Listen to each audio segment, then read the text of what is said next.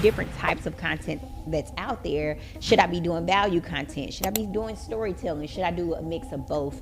And what do you see converts better? What I would say is one thing you have to implement right now is the story content. This was talking about like where you showing them the before and afters, right? You have to show them where you were to where you are now, because people have to see that journey, that growth. Tell your story. Like in 2020, I was doing this, I was going through this, failed at this, right? And then 2023, I did this. 2020, so they can see that gradual increase, right? I call it a silent storytelling. They say they're doing. So what you need to do is you have to show this person that, hey, I'm a real human. I'm not perfect. I have a family. I do this, right? So all the small little content, like I think you was posting your little cousin or your niece or something like that. This is a little bit more sensitive, but some people don't want to post their family. I don't post too much family, but I'll post a couple different things. Or even one thing, I went to Chipotle, that connection, right? So it's like something random as simple as that. That's where pivoting to, right? Whether that's on your story or through a reel, show little things like that, right? Say little things like that so it can connect, because you want to connect with as many people as possible. Welcome to another episode of Access Granted, where I give you exclusive access to entrepreneurs that are killing it in their industry. I'm super excited today because this is part 2 of a previous episode that we did that went crazy. Sharif, welcome back to Access Granted. How you feeling? I'm feeling good. Glad to be on again. Listen, since the last time we had you on Access Granted, I've grew my following, several 100,000 followers. Trial reels are going crazy, millions of views, millions of dollars too. But millions of views, and it's all because of different strategies that you have personally taught me. You know, I watch you on social media and all the things that you do. So I'm excited about this episode because if you've been trying to figure out how to unlock social media, how to build your brand, how to make your content go crazy, then this is exactly where you need to be. So Sharif, tell them about you and what we're about to unlock today. Once again, thank you, Coach K, for having me on here, right? So I'm going to try my best to unravel everything today so we can do no gatekeeping, right? That's what I like to, live by, no gatekeeping, right? So a little bit about myself. If you didn't watch the last episode, my name is Sharif. I go by Real Melanin King. And currently I have over 7 million followers across on my platform that I grew organically. I was able to leverage organic content to grow my business to 7 figures by the age of 24 years old. And it wasn't always like that, though, right? A little bit about myself. I grew up in Ghana, right? So I was born in Africa. And there, I grew up in what I call the definition of poverty. So I remember growing up, I literally was sleeping with bed bugs and roaches. And I remember our mattress was so infested with bed bugs that you walk in our room, that the mattress was different colors, right? You see all because it was smearing them, it was killing the bed bugs in there. And our wall was different colors too, because it was crawling on the walls. We're killing them on there. They're hiding on the walls. They're hiding on the stairs, everything. And we're killing them on the walls. So it smeared a bunch of red dots all on the walls. So I remember I wanted a pet, and what I had to do was I had to catch one of the mice that was literally inside of the room. Wow. And I put that into a shoebox. That was my first pet. My second pet was catching a bird. I literally use a slingshot. I'll hit it down. I'll use it. That was either food was eating, or I'll use it as a pet. Or, of course, I'll go sell it as a little side hustle as well, too. And I remember even to get water, our drinking water source was going to a well. We drop a bucket into the well, pull it back up, carry it on our heads, and walk miles and miles back home and dump into a larger bucket. And that was what was holding the water for the whole family. And we was using that for bathing. We was using that for drinking. We was using that for cooking. And that was literally our source of water. It was just in a tank. And there we flies all in it sometimes, right? Because there's flies all around. We be flying in it. You just take it out. Here, if a fly lands in your food, some people wouldn't even eat the food, right? But guess what? We just take that piece out. If it's water, we just take it out. You drink the rest, because where you going to get the water from, right? So that was my life for the first 10 years of my life. And it wasn't until I came to the U.S. until I even saw a fridge. So back home in Ghana, I was eating moldy food. And I was always constantly catching malaria and getting sick. But we didn't have any money. So I remember every single time I would get sick, they would take me to I guess, I don't know what you would call it, right? Not even a real doctor. It would be a guy in his house that would give me leaves to chew on, right? I've been seeing people all the time like, oh, herbal medicines from the ground helps. I was literally on the verge of like, I was not even sure if I was going to live, to even be 10 years old, honestly, because I was always sick. I was catching malaria, which if you don't know, malaria is a life-threatening disease, right? Mm-hmm. But it was so many malaria-infested mosquitoes that we even had to sleep in mosquito nets. So that's how it was growing up until I came to the U.S. Then everything, of course, changed. So I'm grateful for my dad for, finding a way out to, even get me to the U.S. Yeah, I love, you have an amazing story, but I love that you also go home. Like I seen something not too long ago where you went home and you were able to give back, but you're probably giving somebody hope that's in those same situations right now that, man, he started exactly where I am. And then, look at you now. You have, an amazing platform, but you're also teaching and educating and helping others build their platform. How did you even get started with social media?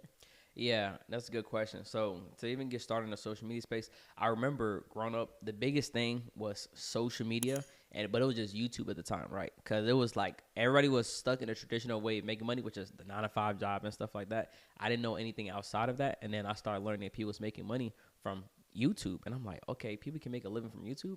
I'm like, it sounds good. I'm like, is this really real? I'm seeing my favorite YouTubers talking about that. I'm like, you know what? Let me test this. So about like when I was like 15 years old in high school, like summer of my freshman year going to sophomore year, I'm like, let me try the YouTube stuff out. Right? Let me see if you can actually make money off of this stuff. So I was posting.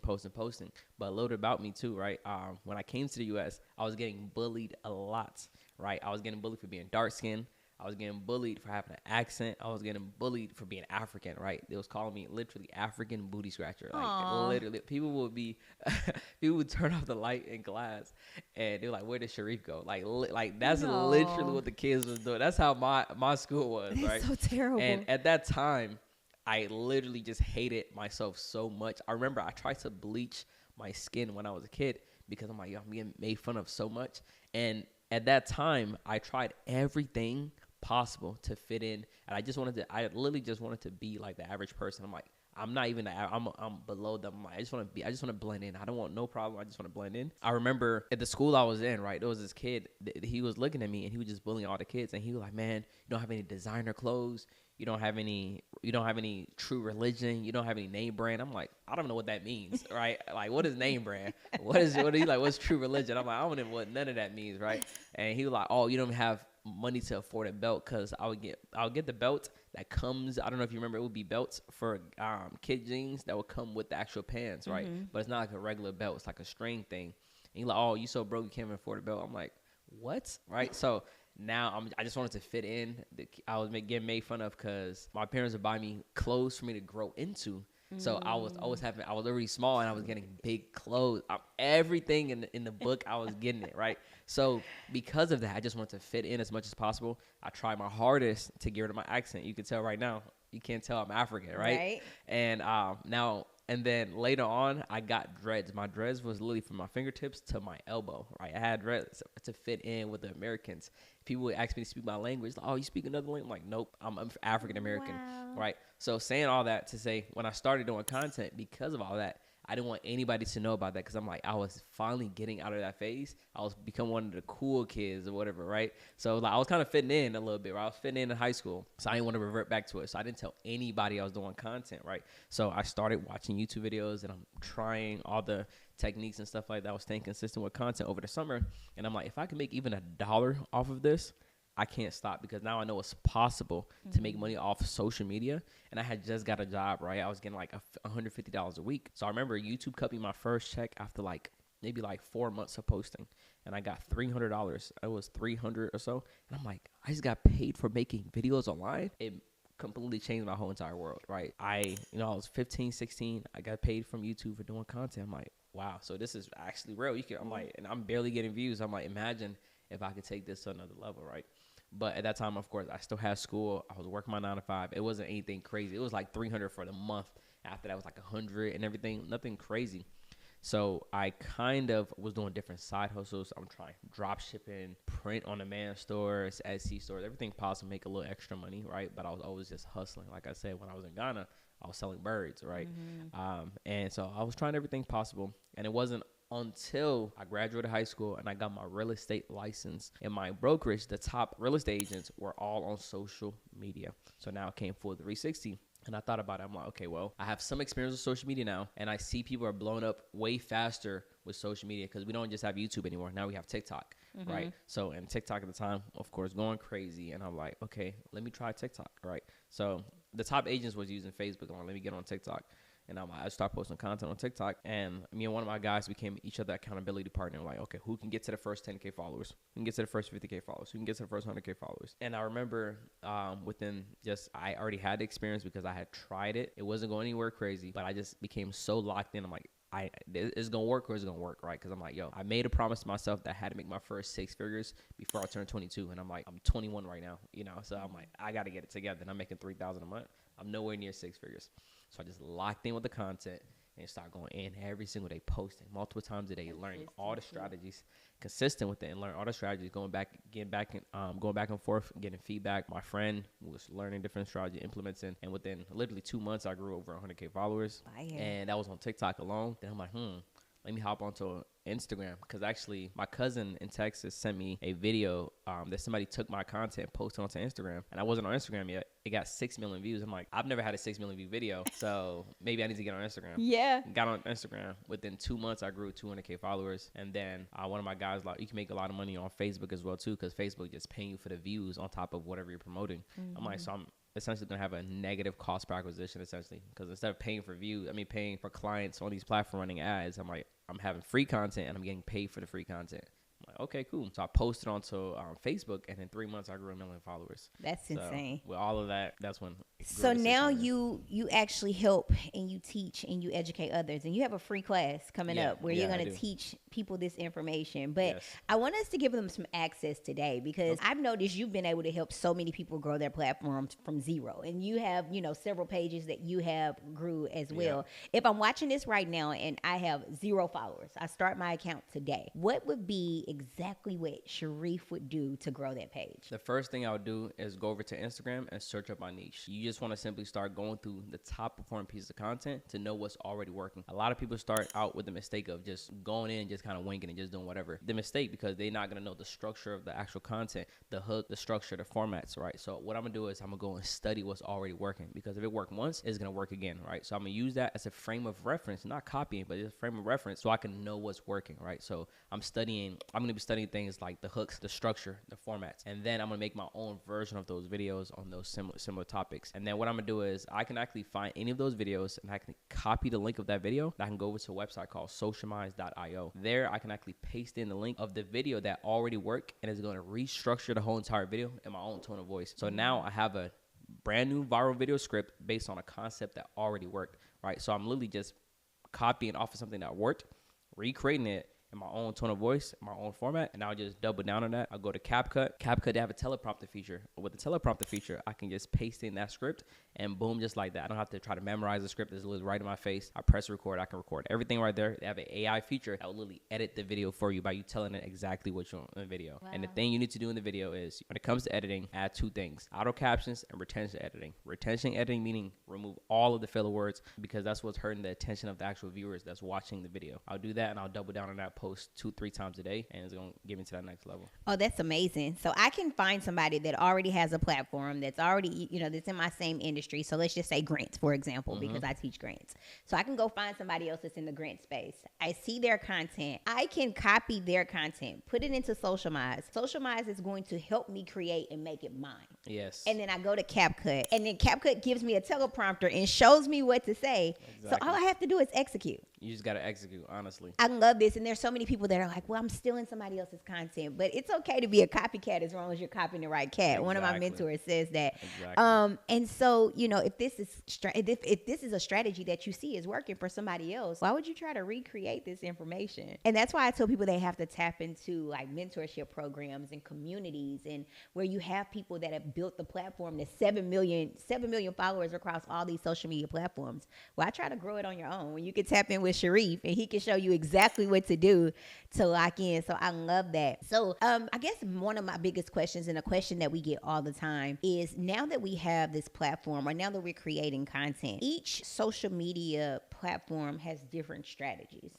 So we can dive into that a little bit, but I think, YouTube, they like more long form content, and Instagram is more short form, and TikTok, they like you to talk to them. So how do I know which platform I should be gravitating to? And is it okay to take that one piece of content that you build and post it everywhere? Yeah, if you want to be able to take one piece of content and repurpose it across all platforms and have it still work, you need to create content that creates omnipresence, right? Meaning that it can grow across various platforms, as universal. The best and simplest way to do that is make sure you do content that connects with the audience, is giving value, and it's not, when it comes to the editing process, that's the key thing right there. You have to make sure the content itself is not over edited. Any over edited piece of content is not going to work on TikTok specifically, right? Because TikTok, like you said, they like the more talking to them, right? So it's like you're talking to the audience more, what we call yap style. You have to look like a selfie, you record and you're talking to them, right? TikTok prefer that type of content. So what if I want my content to work across all platforms? And I've noticed, I've studied a lot of different platforms. The ones that's more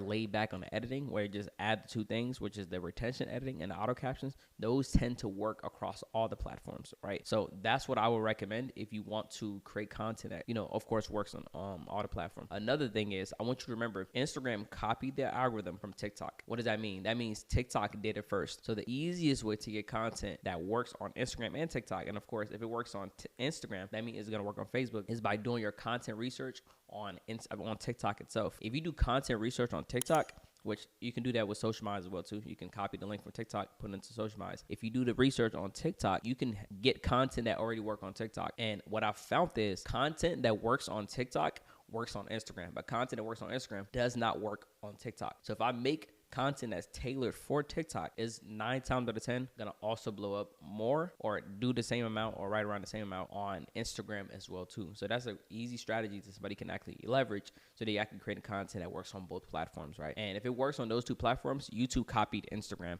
and TikTok, so it's just gonna work on there as well too, right? So all these, like, people are afraid of being a copycat when these look at what they're doing. TikTok did the short form first, right? Then Instagram copied it. Then YouTube copied it. What are they doing? Because they know something already worked, so they modeled it. They calling it something different. TikTok is just TikTok videos. Instagram calling Instagram Reels. We know it's the same thing, right? Even think about the story feature. TikTok has stories. Instagram has stories. Did they start it? No, Snapchat started it, right? Mm-hmm. So if you're literally worried about being a copycat when it comes to content, well, look at the biggest brands. The platforms that you are on, they're literally copying from each other. So why are you so afraid of, being a copycat? Like you said, it's okay to be a copycat as long as they're copying the right cat. They're following something that already worked. Mm-hmm. The blueprint. So, exactly. And as far as what platform, if you want to choose one platform, I would say it depends on the ticket of your offer, right? If you're doing something more low ticket, I do recommend TikTok. The reason why is because if you look at the numbers, the average person in the U.S. that's doing over 100K, per year, whatever case may be, right? The higher income earners are more on Instagram and YouTube, right? The numbers, the chart is like this. Start off YouTube at the top, the higher earners are on there, then Instagram, and then TikTok, right? So if you are selling a low ticket product, go into TikTok. That's totally fine. If you're selling something that's more high ticket, you could do it on Instagram, because Instagram has something that YouTube and TikTok does not have, which is a strong DM system. So you can actually nurture the audience inside the DM as well to have a automation, have the AI actually talking to the people, which I'm actually even incorporating that. I'm either having a setter or a person or an AI chatbot that's talking to people in the DMs. That's the most powerful thing you can utilize when selling more high ticket stuff, right? And then YouTube, because you spent more time with the person, right? So it's connecting with them in a different sense, right? So instead of DMing them, you're able to spend more time with them on the video and explain to them a lot more in depth about the things you're talking about, your philosophies, or whatever point you're trying to make in that video, right? So it builds that trust without the DMs. So that is what I would recommend, right? Low ticket, TikTok; mid ticket to high ticket, Instagram; high ticket, YouTube. What advice do you have to the entrepreneur that's watching this and they're afraid to post, or they're that person? And I actually started off as this person. Like, I made content and it sat in my phone for months before I actually posted it. And sometimes I still kind of do that. But what advice do you have to that person that's watching this and they're an entrepreneur, they're a business owner, but they're afraid to actually post the content? I'll say this. If I told them, hey, post every single day for the next 30 to 60 days and I'll give you $1 million, would you do it? Absolutely. You see what I'm saying? Yeah. So it's like they don't want it bad enough. It's as simple as that. They know that content is the most important thing in business right now. And you're not posting content, you don't want it bad enough. I don't care what you say. You just don't want it bad enough. It's as simple as that, because I want you to think of the same exact thing, right? So if I was laying in a bed full of maggots, I would do whatever possible to get out of there because I'm uncomfortable in that situation. So I'm like, I need to move out of here. If it was filled with a bunch of bed bugs, I will move out of that situation because I'm so uncomfortable. Mm-hmm. If it was filled with a bunch of needles, I will move because I'm uncomfortable. So they're comfortable in that situation. They're comfortable maybe making 5, 10K a month. They don't want it bad enough. I'm like, yo, I need to badly get out of this bed. I need to badly get to that next level, right? Because if I told you right now, I'll give you $1 million, you're going to start posting every single day. You're not missing a single day, right? But you have to treat content just like that. A lot of people don't believe that, maybe content might work. It's because they have the wrong strategies. They have to learn the proper strategies, because you have the right strategies mixed with the right content. You can have content that is essentially like a lottery ticket. Every single piece of content that you're dropping is like a lottery ticket. You can have one piece of content, if it's structured correctly, can absolutely change your life. I went from making $3,000 a month to $30,000 a month in 7 months because I posted the right type of content. And I was 21 years old making that, right? Because I was making the right type of content. I would say that's a lottery ticket. A lot of people are way more likely to win the lottery of content than actually going to play the lottery, you know? That's good. That's what I would say. That's good, because it only takes that one viral post to really change your life. But, you know, there are strategies that you should have in place. And I want to talk about that because I made the mistake of having a viral post, but I didn't have the systems in place. I didn't have the automations in place. And I didn't even have an offer. So how important is it or what are some systems that are out there that we should have in place when we are making content to connect with our audience and to push them to our business? Yeah, that's a great question. So there's a simple content framework that if anybody follows this, they'll have a personal brand that will blow up and make them a ton of money. It will print the money on demand. I call it the code framework, and I paid $25,000 to learn this code framework, right? So the first thing is the C. It stands for cult-like audience. You have to build a cult around your audience. You have to make sure you're letting people know your beliefs, things that may be controversial, may be polarizing, but you're letting people know these because it's going to build a cult-like followers and connect a lot more with them. The second thing is O. O stands for origin. What that means is you have to let people know where you come from, right? What this is going to do is let people know that, hey, you're not perfect. You was in my situation, right? You was making $1,000 a month. You came from a bad background just like me, right? They can resonate with that, right? So sharing your personal story, that's what the O is. The next thing is D. The D stands for dollar. Start showing proof that you know what you're talking about, right? Show testimonials. You're showing social proof. If you're talking about, I can help you get $100,000 of business funding, but I have no videos of you showing that you got $100,000 funding, no testimonials of your students getting $100,000. How do I know I can get $100,000 of funding, right? How do I know you can help me get $100,000 in grants, right? When it's like, you're not posting this, right? Mm-hmm. And then finally, the E stands for education. You have to educate people so they know what you're talking about. They need to learn information from that video where they can implement and get some type of small result so they know, I got to tap in with him. I got to tap in with her, right? Because if they can get information off of your free content and actually have some type of result, they're going to want to pay you more. What that code framework does is it builds an audience who don't just value you as in like that you give them a lot of value, but they know who you are, they connect with you, and they know what you're talking about. You've helped other people do it. You do that framework, you could sell anything to those type of audience because you've structured it so clearly that if you was to offer, even if you don't have any funnel, you do a live, they will literally be like, yo, you say 5K, you hop on a webinar, whatever the case may be, you have that type of audience, it will buy it from you, right? Because you don't need any funnel or anything of that sort, right? But everybody needs to structure that framework. That's a framework that people like Shelby is using. You know, Shelby, I forgot her last name, but yeah, they utilize no strategies. Alex Ramosi, they utilize no strategies. Top people, that's all they're all utilized. Now, as far as systems to set in place, I want to pause. Hold on, because you're giving out a lot of game. Okay. If you're watching this right now and you are finding value and you are ready to grow your brand, build out your social media, and get these exact strategies, I want you to. What's the website? Go to content2millions, content2millions.com. Content2millions.com. The link is going to be in the caption. Don't leave because he's not done. Go click, secure your spot, and come right back. Okay, we can dive back in. What was I saying? Yes. So as far as structuring an offer, right? So before I even started having all these sophisticated funnels and everything of that sort, I'm a complete beginner. What I did was I went onto a website called Stan. You're familiar with Stan, right? Mm-hmm. It is literally a platform for creators, right? If you're creating content, you don't have a team, you don't have anything of that sort, just set up a Stan store. It's so simple. You can literally have it set up in 15, 30 minutes. Literally, you don't need to have no complicated funnels because you can literally do your email marketing directly from Stan. You can set up your email. You can set up your automations for your Instagram account directly from Stan. You can set up a community directly from Stan. You can launch your courses directly from Stan. I'm not sponsored by them, but I'm like, yo, if you are a beginner, right, you're launching everything, you're starting from zero, you just use Stan Store, right? You go in there, you can set up your digital product. You can launch at any price point. You can charge for coaching. You can charge for one-on-one consulting. And it's an all-in-one creator tool. That is the simplest tool. I can suggest a lot of different things, but I don't want to overwhelm y'all. I'm just going to tell you this one thing.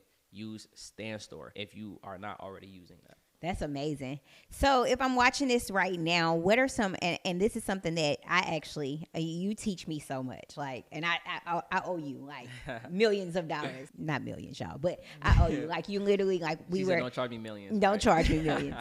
But we were at an event and you were like, all right, you guys, Instagram has this new feature. I want you guys like to do this new feature and it's going to help you get like millions of views. And I was like, millions of views? All right, let me go do it. And so I did it. Yeah. And it was a trial reel.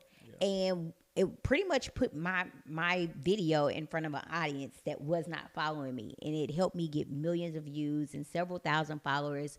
But how do you keep up? Because social media is always changing. How are you keeping up with what's changing now? I have my advice on what people should do, but I want to know, like, what are you doing to keep up? Or is it just important for me to tap in with somebody who already has the blueprint and just allow them to tell me what to do?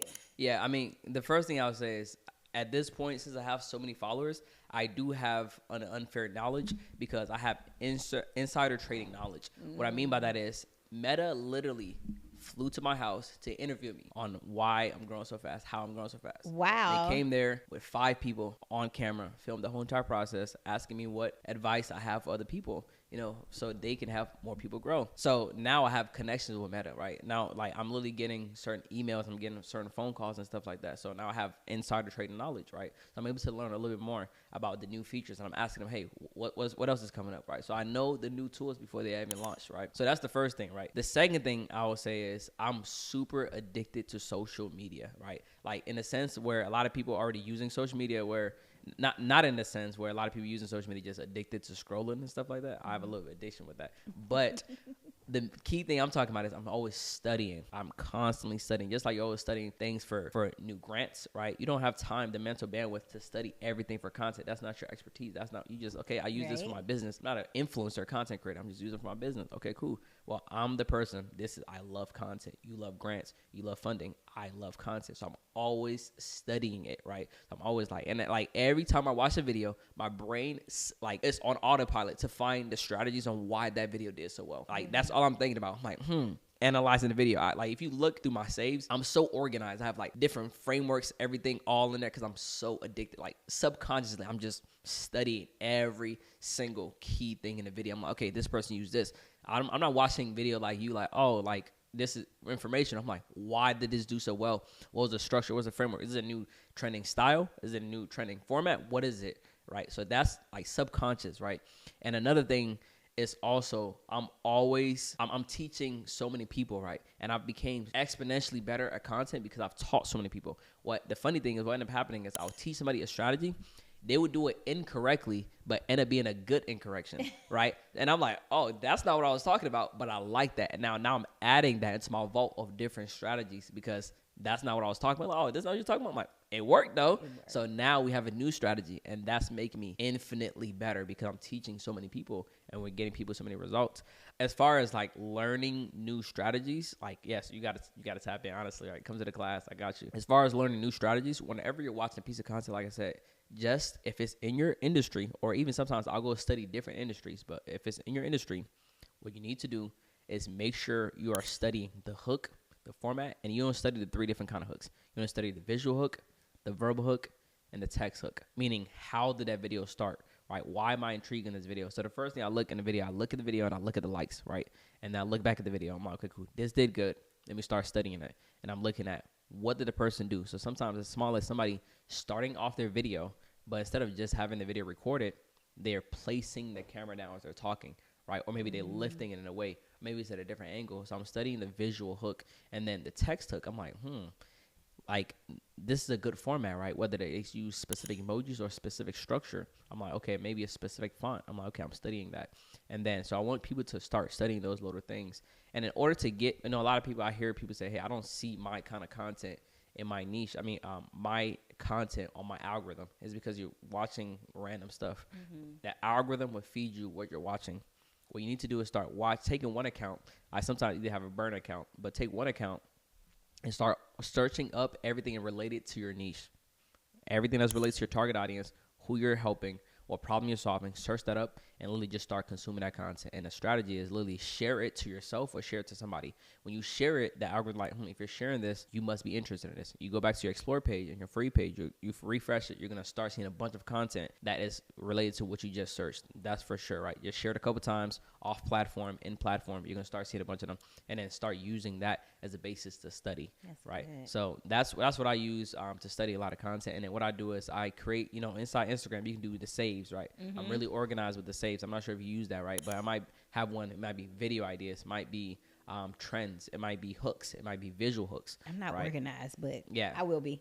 So yeah. So you can even utilize all those things, and then so that's how I'm always finding new things, though, right? That's amazing. So I have another question because there's so many different styles of content. So if you look at my social media page, I'm like a value content girl. Like when you come to my page, you're going to get the value. I'm going to teach you about grants. I'm going to show you the grants that are out there. I'm going to give you millions of dollars in grants to go apply for.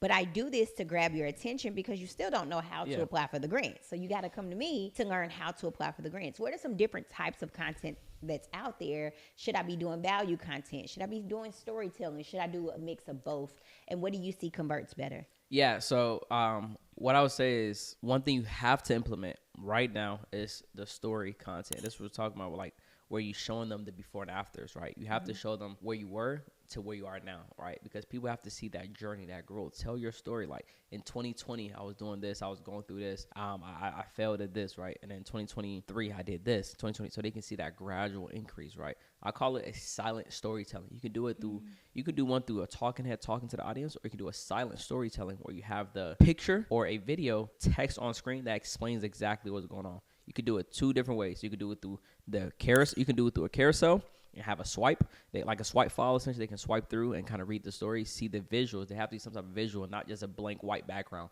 They need to see and feel what you're talking about. Have music that match the tonality of what you're talking about, right? And they can swipe through it, and then, okay, good. Good, they can see that. Or you can do it through a reel where you have the photos all in the reel. And then, or you can have some videos mixed in there as well, too. And that's what I recommend you incorporate, because I see that you do have a lot of value, but you have to incorporate that. The next thing with how content is changing, you have to do more content of your day-to-day life, right? So you can do this through your stories. I created a highlight on my stories called Slice of Life. So now I save it, and people can see what my day-to-day, like I'm literally going out with my cousin, playing with my cousin, and people are loving that so much because they like, this person is human. Oh, wow. Right? Because right now we're going through a trust deficit because AI. And people have been burnt so many times by so many different programs, so many different people who are not actually doing what they say they're doing. So what you need to do is you have to show this person that, hey, I'm a real human. I'm not perfect. I have a family.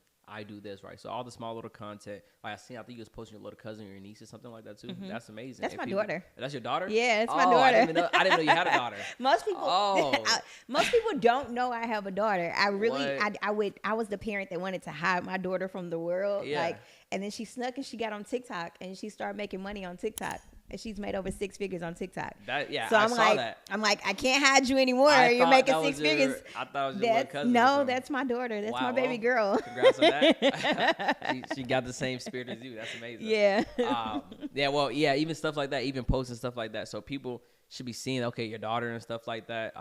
More of like, this is a little more sensitive, but some people don't want to post their family. I don't post too much family, but I'll post a couple different things. Or even one thing, I went to Chipotle, and in Chipotle, they, what did they do? They made my food, right? And the guy scooped some, and then he shook a little bit of it off, and then put the rest on my plate. I'm like, yo, don't y'all hate when you go to Chipotle and the person gonna look at you and shake off, like, why would you shake it off? Like, just dump all of it in the bowl. And there's so many people just swiping it like, yo, like, I know it's so annoying. So it's like that connection, right? So it's like something random as simple as that. That's where we're pivoting to, right? Whether that's in your story or through a reel, show little things like that, right? Say little things like that so it can connect, because you want to connect with as many people as possible. That's how you build that cult-like following. So when people see you, they come up to like, oh my God, you've changed my life. Oh my God, like I like you so much. You've, changed so many different things, changed my mindset. And another thing too is I want you to also incorporate the mock podcast style, right? Mock podcast is really, really good right now, especially if you're talking about your personal beliefs. If you're religious, that's good too. So people can kind of, build that trust with you. Like, okay, we can relate on this thing. And it always increases your perceived value, right? Because when people feel like you're talking to somebody else, you're advising somebody, they automatically just build more respect for you, right? That's just, people are followers, right? If they see you're talking to somebody, educating somebody, or even if they don't see the person, they're in their mind, you are, and they're more likely to listen, and it connects with them more, right? Some people can make a video just talking directly to the camera. It wouldn't do well. If they sat right here, nobody here, just talking like they're talking to somebody, it would do exponentially better because of the fact that people think they're advising somebody. Or even a different framework is people would just have somebody else record them, and they're looking off to the side. They're not showing the other person because nobody's there, but it's looking like they're giving somebody advice. People want get the advice, right? They want to feel like you are the expert, right? And that what it does is increases your perceived value and puts you as the authority. That's so good. You've dropped so many gems. I'm excited about the webinar. I'm excited about the community that you're building because there's so many different strategies that you share. And I don't have to try to figure all this out on my own. Like, I get to be the amazing coach that I am and work on my business, and you get to tell me exactly what to do to grow my social media. So you guys want to make sure you click the link, secure your spot, join the class so he can show you how to grow your social media. But tell them what's next for you, how they can tap in, if there's anything else that you would like to share. Yeah, I mean, the first thing I want to touch on too, right? Once you build your social media and you learn how to grow your social media, it becomes a skill set, right? I want people to remember that, right? Because if you want to be successful, you need more skill sets. And the skill set of social media can help you so much in so many different ways because you're getting an asset, right? When you have 100K followers, that's an asset, right? People trust you a lot more. You're able to post content, make more money off of just posting your videos. And when you have this skill set, you can teach other people how to do it. I have a lot of people in my program where they will learn how to do the social media. And in their program, they offering that as an additional service, right? So now they can help you with your marketing through social media because everybody needs to be on social media. So I really have a bunch of people where like, yeah, in my program, you're going to learn how to do your, how to build your credit repair company and we're going to show you how to market. I built a funding company and show you how to market. Build your build your fitness business and show you how to market. Mm-hmm. And it's going to be from the methods that I showed them how to do, right? So you can literally charge more with your offer now because of the fact that you have a new skill set. You can offer marketing in your business. Oh, that's good. Right? So that is what I want to say. And as far as what's next for me, the next thing is actually my goal right now. I've helped over 100 people grow over 100K followers, with some even hitting 500K and 1 million followers. Let's go. And my next goal is I want to get that number. I want to 10x. I want to get that number to 1,000. Right. So that's my goal. Within the next couple years to get to 1,000 people that I can help grow the personal brand to over 100K followers. I feel like that 100K is that good number, right? Well, that's when you start getting the plaques and everything too. Mm-hmm. And it's just when you have 100K followers, it's just people have so much respect for you, right? When you walk in rooms, it's different, right? When I go places, people like, let me get a photo, let me all this. It was started at that 100K mark, and it just truly changed your life. It gets you in rooms. You have access to so many different places, right? Like I've been able to get into rooms with guys like Neo because why? Because I had a brand, right? So they didn't even know me. Like, hey, guess what? You already have a personal brand. So guess what? We can get you in these rooms, get in front of the 7-figure entrepreneurs, the 8-figure entrepreneurs, which is gonna get you exposed to a lot more money, and you can only grow to what you're exposed to. So now you're exposed to this. It can help you elevate to the next level. All right, Sharif. So just tell them where they can connect with you as well. Yeah, they can connect me on Instagram. Preferably is what I recommend. Instagram at Real Melanin King. Real Melanin King. Now, make sure you watch out for the fake accounts. There's a lot, like hundreds of fake accounts of me. Look for the one with the blue verified check mark and make sure it has 2 million followers, right? It has 2 million followers on Instagram. You're going to see that. You can connect with me on Facebook as well, too. I have it's Sharif Caesar. But Instagram is where I'm mainly at, so I recommend that, right? And we'll make sure the links are in the caption. Yes. What's going on, y'all? It's Sharif, a.k.a. Real Melanin King, and y'all, access has been granted. I love it. I love it. All right, you guys, if you're watching this episode, make sure you click the link in the caption. Go secure your spot, but also make sure you like, comment, subscribe, and share this with 3 people that you love. Until next time.